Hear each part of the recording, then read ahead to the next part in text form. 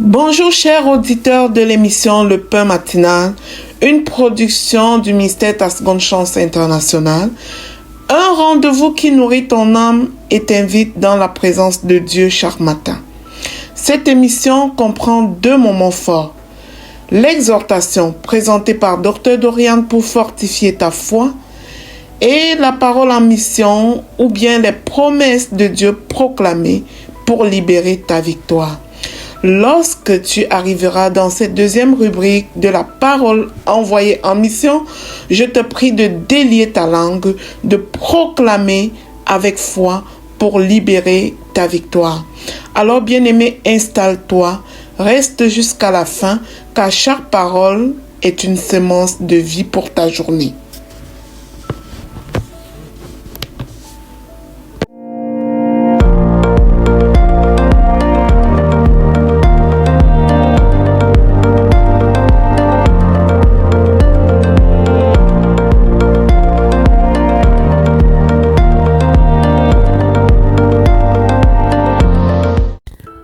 Bonjour chers serviteurs audacieux, bienvenue dans la rubrique exhortation de notre émission Le Pain Matinal. Je suis Dr Dorian. Alors, cette semaine, nous allons vraiment parler du cœur. Nous allons parler du cœur, pourquoi garder son cœur, comment garder son cœur, que représente le cœur pour un chrétien. Nous allons nous baser sur Proverbe 4, verset 23, où il est écrit « Garde ton cœur plus que toute autre chose ». Car de lui viennent les sources de la vie.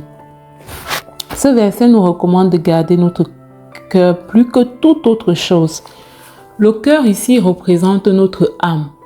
Ça représente notre être intérieur qui est vraiment caractérisé par notre âme qui est le siège de nos émotions, qui est le siège de l'intellect, qui est le siège de nos pensées. Et la parole de Dieu nous demande dans Proverbe 4, verset 23, de garder notre cœur, de préserver notre cœur. De préserver notre cœur. La version, là c'est la version Louis II qui nous demande de garder notre cœur. La version Parole Vivante nous dit par-dessus tout, veille à ce que tu penses et ce que tu ressens, car tes pensées et tes affections modèlent toute ta vie. Ça veut dire que la vie que nous menons, ça part de l'état de notre cœur. À partir de l'état de notre cœur, on saura si nous sommes dans le royaume de la lumière ou dans le royaume des ténèbres. C'est pourquoi Dieu nous demande de garder notre cœur. Il nous demande par-dessus tout de veiller à ce que nous pensons et à ce que nous ressentons.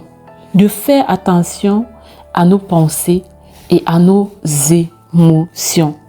Car c'est écrit, Proverbe 4, verset 23, dans la version Parole Divine. Il dit, car tes pensées et tes affections modèlent toute ta vie. Nous comprenons donc que, en tant que chrétiens, en tant qu'enfants de Dieu, nous devons faire attention à l'état de notre cœur. Nous devons faire attention à ce que nous pensons et à ce que nous ressentons. Sachant que ce que nous autorisons notre cœur à penser ou à ressentir va conditionner notre pensée, notre comportement et tout ce qui influence nos comportements, nos attitudes finit par influencer notre vie.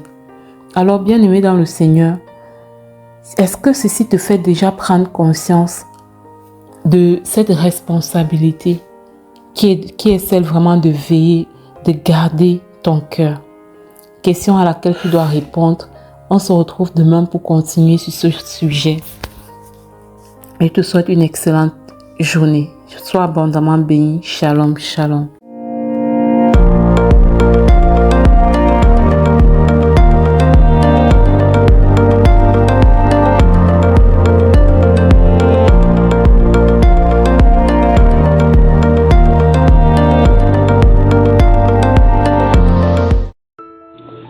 Bienvenue dans cette deuxième partie de l'émission Le Pain Matinal du ministère Ta Seconde Chance, Céciline pour la parole proclamée, déclarée et envoyée en mission.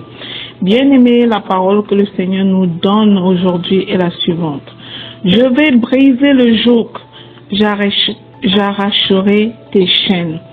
Nous sommes toujours dans la série de proclamations pour notre programme au pied du Maître. Alors aujourd'hui, la parole de Dieu nous rappelle que le Seigneur est un Dieu qui libère. Lorsqu'il dit « je veux briser le joug et arracher les chaînes », il parle de tout ce qui oppresse l'âme, de tout ce qui maintient captif le cœur, la pensée ou la destinée.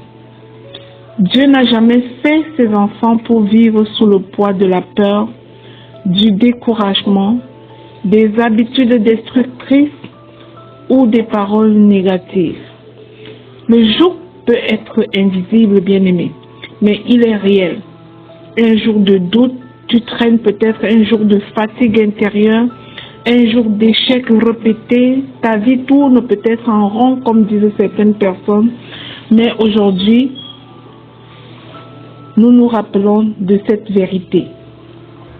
Dieu décide de briser le joug et d'arracher les chaînes, afin que chacun de nous puisse se reconstruire. Quand Dieu agit, les chaînes tombent, les portes s'ouvrent et les cœurs retrouvent la paix. Alors, élevons nos voix avec foi, bien-aimés, non pas en regardant nos limites, mais en regardant la puissance de Dieu qui libère. Alors, ensemble, délions notre langue, ouvrons la bouche, proclamons tous ensemble. Je proclame et je déclare que tout joug qui pesait sur ma vie est brisé au nom puissant de Jésus-Christ. Je déclare que toute chaîne visible ou invisible tombe maintenant au nom de Jésus. Je proclame et je déclare que Dieu me libère de toute oppression intérieure au nom de Jésus. Je déclare que la paix de Dieu remplit mon cœur. Je proclame et je déclare que toute peur perd son pouvoir sur moi au nom puissant et glorieux de Jésus-Christ. Je proclame et je déclare que je marche dans la liberté et que Dieu me donne au nom de Jésus. Je proclame que les fardeaux qui m'écrasaient sont ôtés maintenant. Je déclare que mon esprit est restauré et fortifié. Je proclame et je déclare que toute parole négative prononcée contre moi perd son effet au nom de Jésus. Je déclare que Dieu ouvre devant moi de nouveaux chemins. J'envoie cette parole en mission.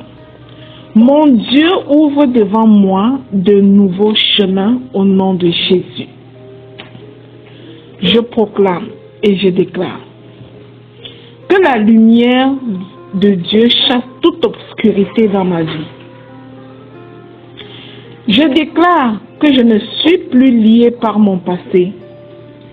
Mon Dieu est sur le point de faire de nouvelles choses dans ma vie, au nom puissant de Jésus-Christ.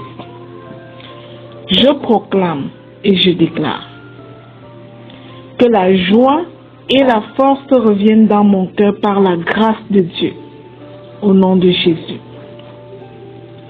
Je proclame et je déclare que je marche désormais dans la victoire. Je proclame que Dieu agit puissamment dans ma vie, dans le puissant nom du Seigneur Jésus-Christ. Bien-aimés, scellons et sécurisons ces proclamations dans le précieux sang du Seigneur Jésus.